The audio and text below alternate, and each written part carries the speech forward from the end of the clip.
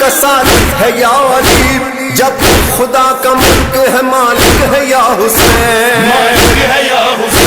یہ علم کا در صبر کا گھر ختم نہ ہوگا،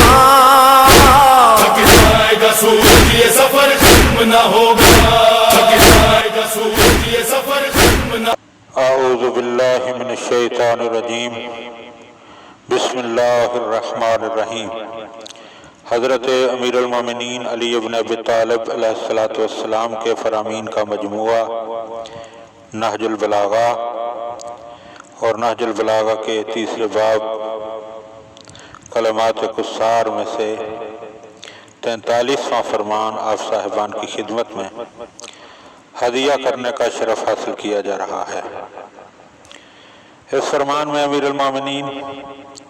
صحابی رسول جناب خباب بن ارت کی یاد منا رہے ہیں، اور مولا کے اس فرمان سے پتہ چل رہا ہے کہ شہداء اور صالحین کو یاد کرنا سنت حسنہ ہے، اور پھر ان کی اچھائیوں کو، ان کے کردار کو لوگوں کے سامنے بیان کرنا بھی سنت حسنہ ہے۔ وقال علیہ السلام فی ذکر خباب ابن الارت، آپ علیہ السلام نے حضرت خباب ابن ارت رضی اللہ تعالی عنہ کے بارے میں فرمایا، یرحم اللہ خباب ابن الارت، اللہ حضرت خباب ابن ارت رضی اللہ تعالی عنہ پر رحم فرمائے۔ فقد اسلم راغباً، کیونکہ برضا و رغبت انہوں نے اسلام قبول کیا، وہاجر طائعاً، اور اللہ کی اطاعت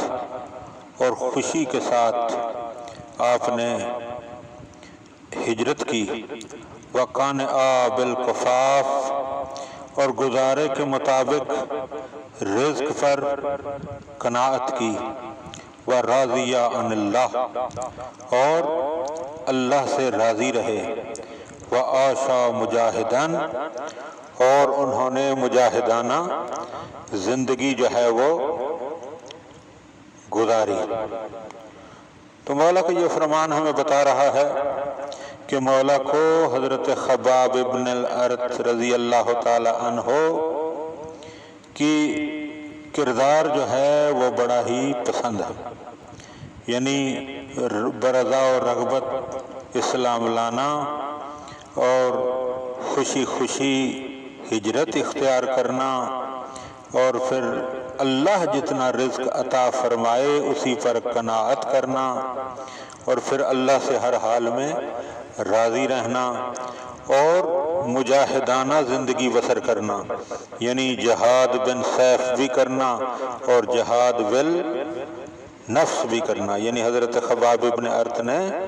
دونوں قسم کے جہاد کیے، جہاد بالسیف بھی کیا اور جہاد بن نفس بھی کیا۔ لہذا ضروری ہے کہ انسان ان فرامین پر غور و فکر کرے اور ان چیزوں کو سمجھنے کی کوشش کرے اور پھر ان پر عمل کرنے کی کوشش کرے۔ خداوند عالم ہمیں ان باتوں کو سمجھنے اور ان پر عمل کرنے کی توفیق عطا فرمائے۔ اللہم صلی علی محمد و آل محمد۔ دونوں کا مرتبہ بھی دو عالم پہ ہے جلی، دونوں کا اس کمال سے سجدہ ادا